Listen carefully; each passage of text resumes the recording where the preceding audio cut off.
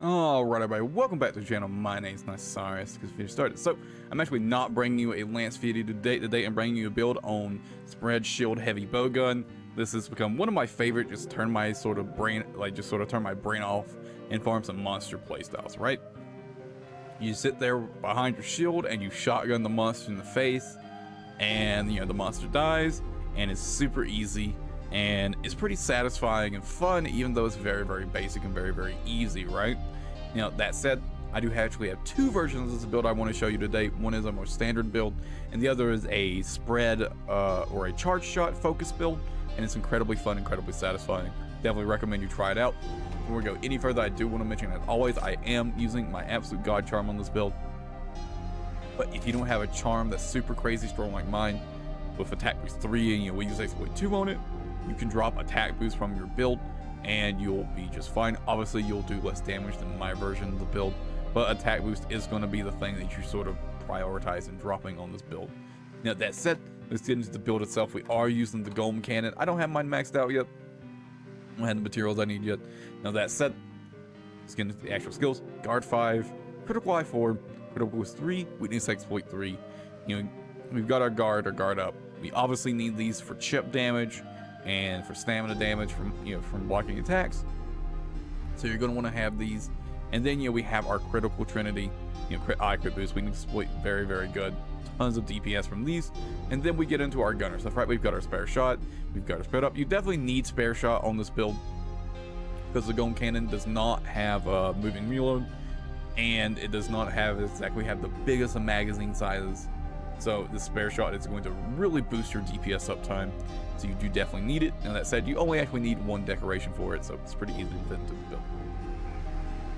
Now, moving on, we have our other gunner skills. You do need all of these for the golem cannon: reload speed, recoil down, and steadiness. You need all of these on the golem cannon, unfortunately. Otherwise, you're going to be some pretty big hindrances in your gameplay. And that said, we have Agitator from the Bagel Goose Braces, a rank of Resentment, and Tune Up, which is necessary for the build because this buffs our shield, which is absolutely mandatory. Now, getting into the gear itself, again, we have the Golem Cannon, very high base attack weapon, lots of decoration slots, does have a level 3 rampage slot, so we get to use Kushala Soul, which is very, very strong. If you don't know, it is 15% affinity from the Kushala Soul. Very, very good. And then we've got the Kaiser Crown, 3 ranks of crit eye, 1 crit boost, and 3 level 1 deco slots.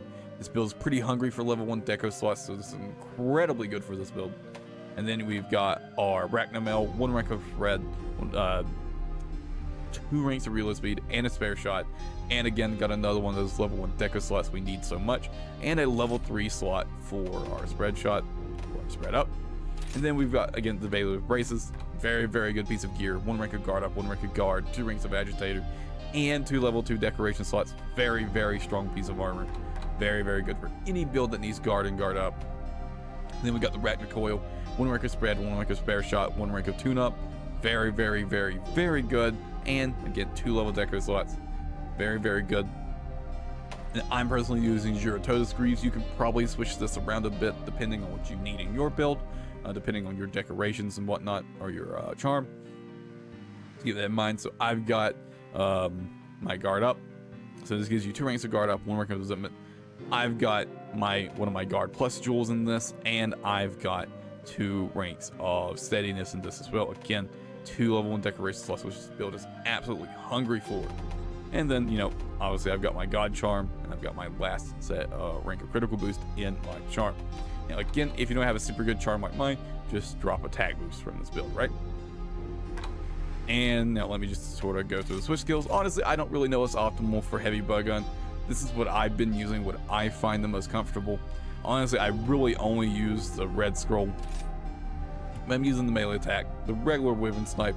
Honestly, it's not like a terrible idea to have the healing snipe on the other scroll.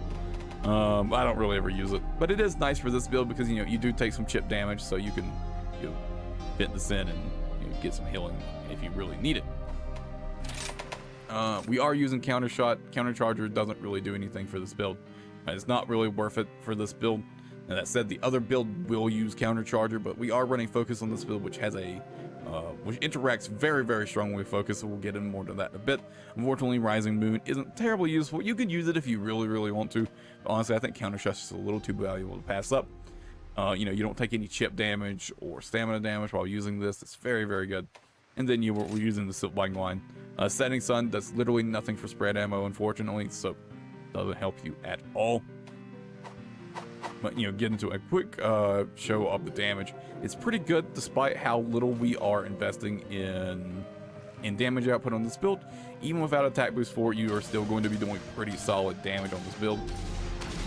And you see we're doing, you know, a good chunk of damage per shot, you know, 300 to 400, depending on your crit luck.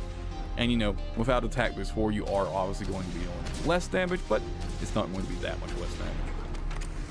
But very, very strong build overall. But personally, I love the countercharger version of this build.